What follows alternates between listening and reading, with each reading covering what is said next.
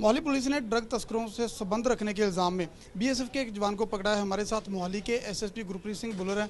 बुल्लर साहब, बीएसएफ जवान को कहां से पकड़ा गया और किस तरह से उस तक पहुंची है पुलिस? देखिए, अनिल कुमार एक बीएसएफ का जवान है जो कि राजस्थान सेक्टर में 52nd बटालियन में पोस्टेड था। तो वहाँ से इसको गिरफ्तार करके हम लेके आए इस मुकदमे में।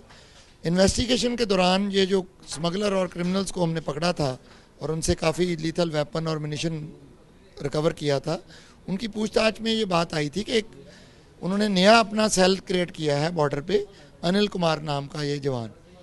तो जब इसकी पूछताछ में अब क्लियर ये बात हुई है कि किसी मैरिज फंक्शन में तरन तारण एरिया में ये मिले थे। उसके बाद क्रिमिनल्स ने उनको अपने हैंडलर जो इम्तियाज़ नाम का एक काफ़ी नोटोरियस स्मगलर है पाकिस्तान में लाहौर बेस्ड, उसके साथ इसका रब्ता कराया। तो उसके साथ भी अनिल कुमार की बातचीत हुई और इसको पैसों का लालच दिया गया। एक बार 50,000 रुपीज़ कैश दिए गए, उसके अलावा 39,000 उसकी वाइफ के बैंक अकाउंट में अनिल कुमार के उन्होंने दाखिल करवाए। ये पैसे पाकिस्तान से भेजे गए या फिर यहाँ के जो तस्कर उन्होंने दिए? देखो, एक 50,000 तो गुरजंट भोलू ने दिया, वो बात का हम इन्वेस्टिगेट कर रहे हैं और बैंक अकाउंट्स को भी हम एनालाइज कर रहे हैं कि पैसे कहाँ से डले उसमें, वो सारी बात उसमें सामने आएगी।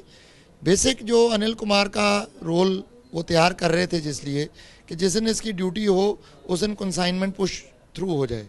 लेकिन जिस तरह से आपने बताया कि जहां उसकी ड्यूटी हो, तो किस तरह से वो अपनी ड्यूटी की इन्फॉर्मेशन कैसे देता था, अपनी लोकेशन वगैरह कैसे तस्करों तक पहुंचाता था, जिसके ज़रिए आगे फिर ये लोग आपस में संपर्क करते थे? देखिए, व्हाट्सएप कॉलिंग और व्हाट्सएप मैसेजिंग पे इनका संपर्क था पाकिस्तान में भी और आपस में भी।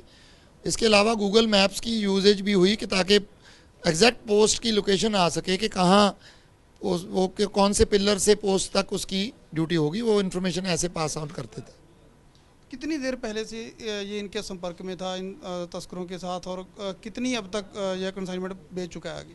नहीं, अभी अनिल के थ्रू कोई कंसाइनमेंट आनी थी। ये लकीली हमने पहले ये सारा गैंग इधर पकड़ा गया, फिर ये पुश थ्रू हो नहीं सकी कंसाइनमेंट, और 6-7 महीने से इनके संपर्क में है ये।